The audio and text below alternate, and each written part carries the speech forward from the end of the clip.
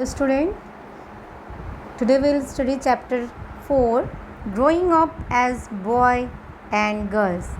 यानी बढ़ते जो उम्र होती है चाहे वो एक लड़की की हो या लड़के की हो। इस चैप्टर में हम पढ़ेंगे कि कैसे अंडरस्टैंडिंग जेंडर यानी कि कैसे जो जेंडर उसको समझते हैं, उसकी जो भेदभाव होती इनइक्वालिटी है उसके बारे में, और गवर्नमेंट ने इसके लिए क्या क्या किया है उसके बारे में हम इस चैप्टर में पढ़ेंगे। So without wasting time let's start the chapter.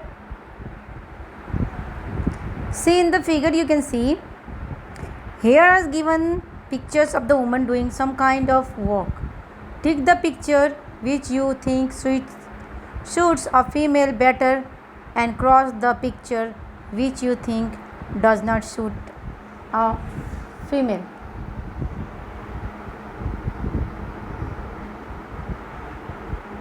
अब यहाँ पे जो पिक्चर दे रखी है, पहला पिक्चर फार्मिंग का है, दूसरा डॉक्टर, तीसरा आर्मी फोर्स, फोर्थ में है जो किचन वर्क, और फिफ्थ में चाइल्ड लेबर, जो छोटे छोटे लड़कियों को उस टाइम जब स्कूल नहीं भेजा जाता, जब घर के कामों में लगाया जाता था, तो ऑफ कोर्स हमें किस पे क्रॉस करना चाहिए, ये होगा क्रॉस, ये होगा क्रॉस, ये भी सही, टिक।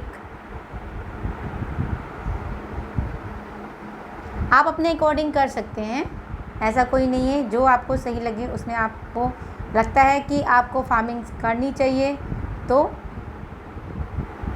उस पर टिक कर सकते हैं। Now see in our society feeling that we are a boy और girl is instilled deep in our mind. From a very young age, the experience of growing up as a boy or girl is very different.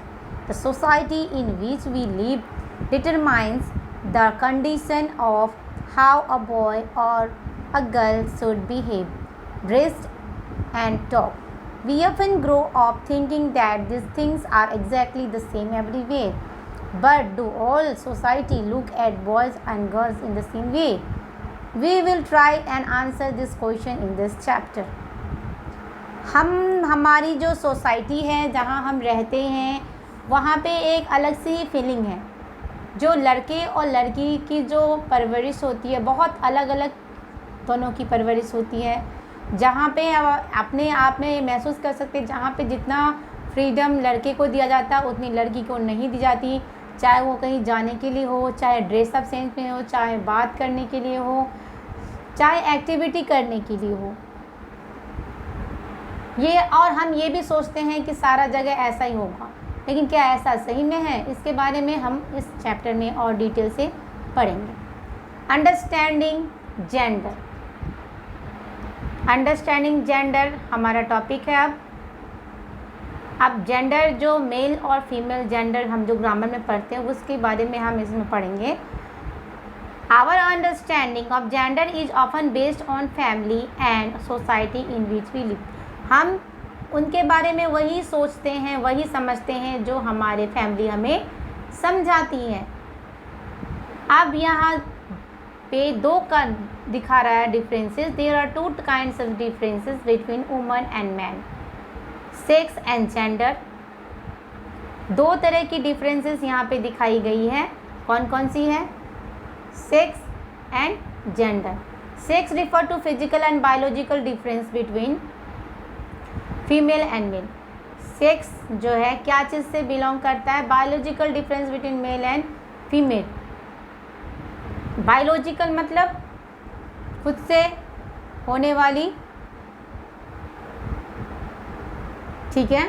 It is a natural difference, और ये एक natural difference है, ठीक है। बहुत सारी जो physical development जैसे कि बॉयज़ की होती है वैसे गर्ल्स की भी होती है, लेकिन बहुत अलग अलग डिफरेंट टाइप से होती है, बॉडी स्ट्रक्चर भी डिफरेंट रहता है। तो वो